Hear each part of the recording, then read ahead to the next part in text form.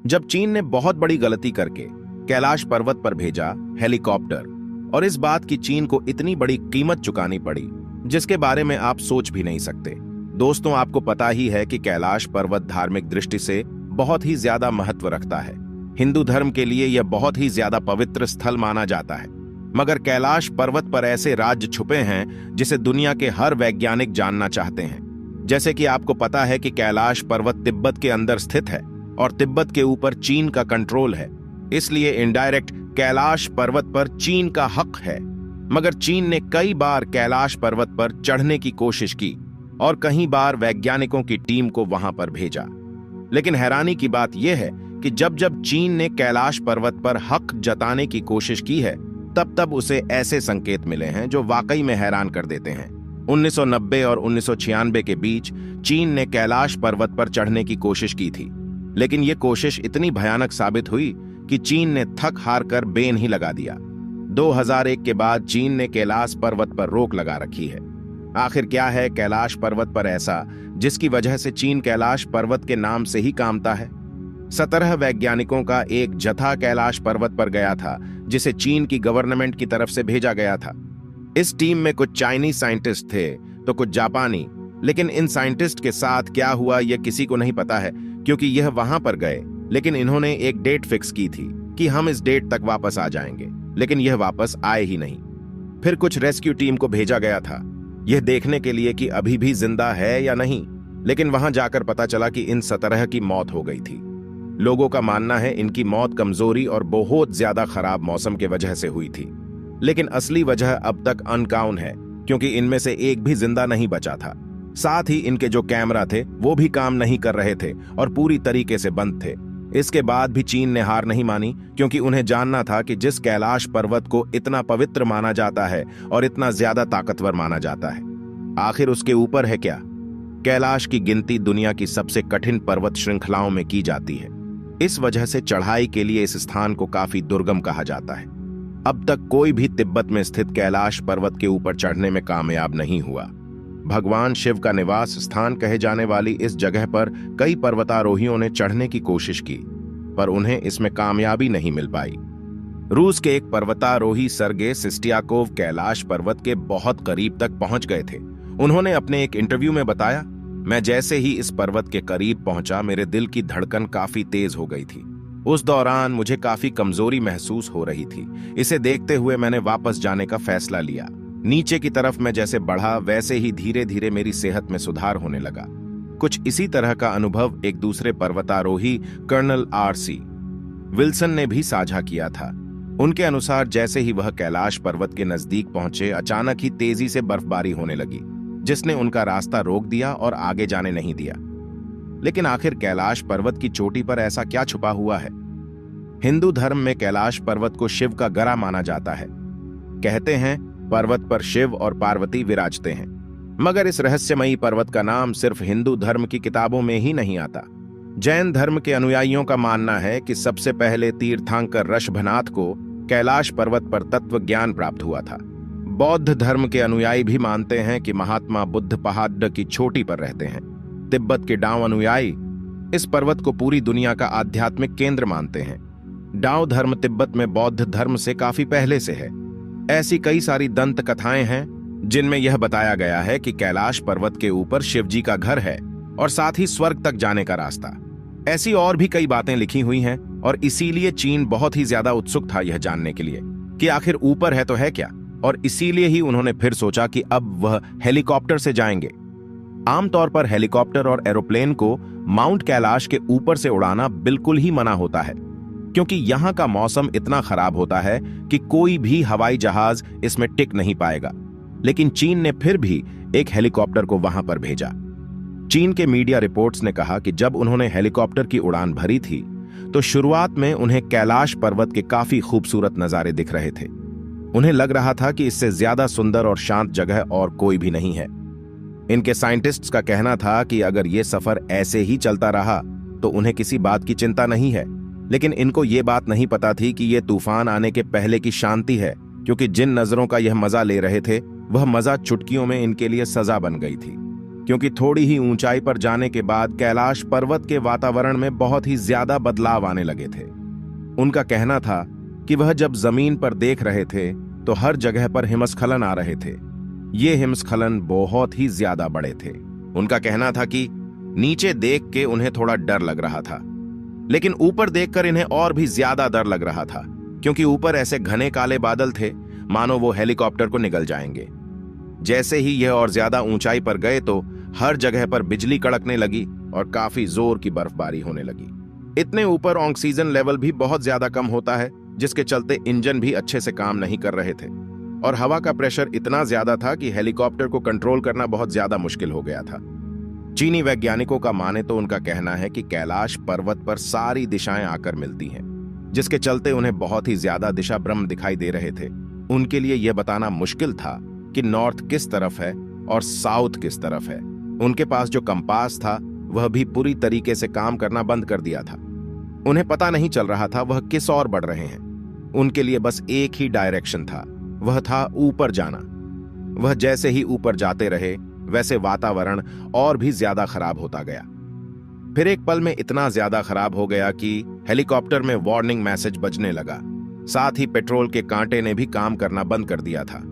उनका दिल जोर जोर से धड़क रहा था और उनके दिमाग में वापस जाने के ख्याल आ रहे थे। और फिर इनके पास और कोई चारा नहीं बचा और इन्हें यह मशीन आधे में ही रोकना पड़ा। कैलाश पर्वत पर चढ़ना नामुमकिन माना जाता है। यह हेलीकॉप्टर भी उसके ऊपर नहीं चढ़ पाए। इस हादसे के बाद चीन बहुत डर चुका था।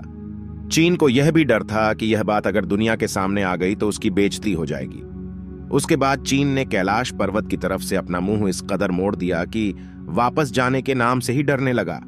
और इसके बाद उन्होंने कभी भी कैलाश पर्वत पर खुद चढ़ने की कोशिश नहीं की।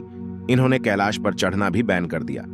लेकिन इन्होंने और एक बार आखिरी कोशिश करने का सोचा और दुनिया के 4 सबसे बेहतरीन माउंटेन क्लाइंबर्स को बुलाया और उन्हें यह मिशन दिया कि तुम्हें कैलाश पर्वत के ऊपर चढ़ना है। इन चारों ने सोचा कि कैलाश पर्वत के एकदम ऊपर जाने से बस थोड़ी नीचे एक जलधारा बहती है और इनका प्लान वहां तक पहुंचने का ही था।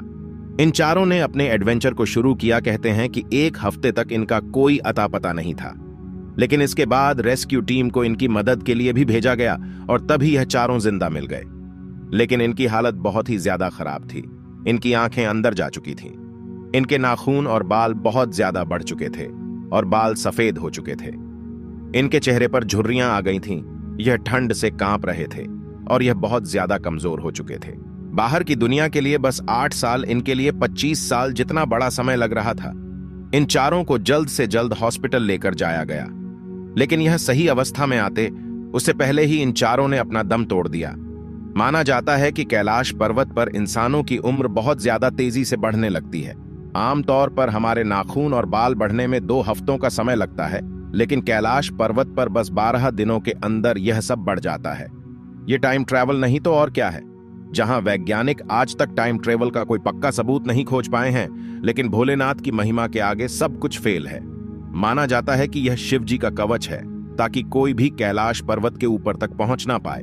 आमतौर पर कैलाश पर्वत की एकदम ऊपर पहुंचने में बहुत ज्यादा समय लगेगा और अगर ऐसे ही कमजोरी बढ़ती रही तो वह अपर पहुंचने से पहले ही मर जाएगा। कहा जाता है कैलाश पर्वत में चढ़ते वक्त एक पॉइंट आता है जिसके बाद ठंड बहुत ज्यादा बढ़ जाती है। आपको घबराहट होने लगती है और कई आवाजें मन में आती है कि वापस चले जाओ, जैसे कि कोई हमें चेतावनी दे रहा हो। जिन्होंने इस पर चढ़ने की कोशिश की है उनका कहना कि इसके ऊपर किसी पारलौकिक शक्ति का हाथ है। वैसे ये सवाल तो मन में आता है, क्या आज तक कैलाश के ऊपर कोई क्यों नहीं चढ़ा है? देखा जाए तो एक व्यक्ति है जिनका नाम था मेलारेपा है।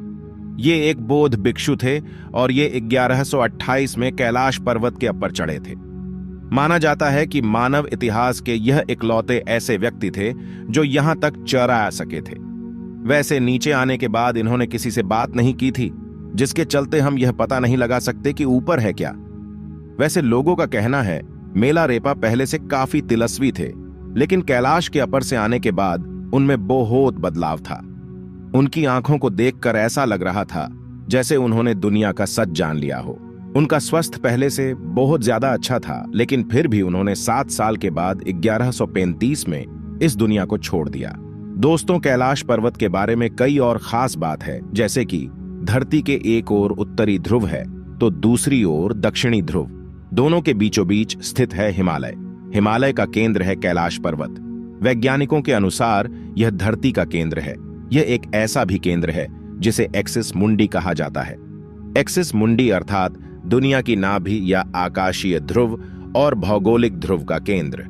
यह आकाश और पृथ्वी के बीच संबंध का एक बिंदु है जहां 10 दिशाएं मिल जाती हैं। रशिया के वैज्ञानिकों के अनुसार एक्सिस मुंडी वह स्थान है जहां अलौकिक शक्ति का प्रवाह होता है और आप उन शक्तियों के साथ संपर्क कर सकते हैं। यह दुनिया की सारी दिशाएं मिलती हैं। कुछ मानते हैं यह जाने के बाद आप सब कुछ देख सकते हो, लेकिन इसके ऊपर जो कुछ भी है पक्का कुछ खास है। एक रसियन वैज्ञानिक है जिनका नाम है अर्नस्ट मुल्डाशेव। इन्होंने अपनी जिंदगी कैलाश पर लगा दी। इन्होंने एक किताब भी लिखी है जो कि पूरी कैलाश पर्वत के ऊपर इनकी थियरी से बनी है। इनका मानना है कि पर्वत के ऊपर कोई बहुत ही बड़ी शक्ति है जिसे इंसान नहीं समझ सकता है। इनका कहना है कि अगर आप कैलाश पर्वत पर 1 महीने रुकोगे तो वह आपकी जिंदगी का 25 साल ले लेगा। दोस्तों, इनका कहना है कि कैलाश पर्वत के ऊपर नहीं, कैलाश पर्वत के अंदर भी अलौकिक शक्ति है। इनका कहना है कि जब कैलाश पर्वत में रात हो जाती है तो एकदम शांत माहौल में आपको एक धुन या फिर ओम की आवाज सुनाई देगी। इनका यह भी कहना है कि कई बार आपको पहाड़ के अंदर से कुसपुसाने की आवाजें सुनाई देगी। कई बार पहाड़ के अंदर से चट्टानें गिरने की या फिर कुछ बनने की आवाज से भी आती है।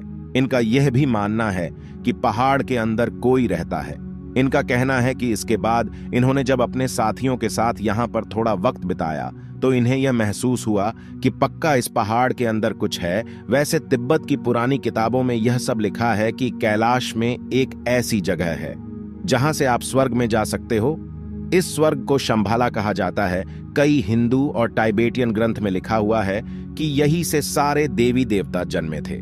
और यह भी माना जाता है कि कृष्ण भगवान का जो आखिरी अवतार होगा, जो इस दुनिया से पाप का नाश करेगा, वो यही से आएगा। और अर्नस्ट की बातें सुन के यही लग रहा है जैसे कि शंभाला कैलाश के अंदर है और शायद उसके अपर से शंभाला तक जाने का रास्ता हो। वैसे अर्नस्ट के बाद और भी लोग हैं जो जब कैलाश पर्वत पर गए तो उन्हें अलौकिक शक्ति का एहसास हुआ। साथ ही दोस्तों, कैलाश की जो परछाई होती है वो एक स्वास्तिक जैसी होती है। अब दोस्तों, हम इन सभी बातों की पुष्टि नहीं करते हैं, बल्कि जो फैक्ट लोग बता रहे हैं वह हमने आपको बताया है। वैसे आपको क्या लगता है, क्या कैलाश पर्वत के ऊपर शिव रहते हैं या फिर कैलाश पर्वत के ऊपर शंभाला जाने की जगह है? इस वीडियो को लेके आपके मन में जो भी सवाल आ रहे हैं सब के सब कमेंट्स में जरूर बताना और इस ज्ञान से भरी सच्ची बातों को सबके साथ बताना, क्योंकि ज्ञान बांटने से बढ़ता है। धन्यवाद।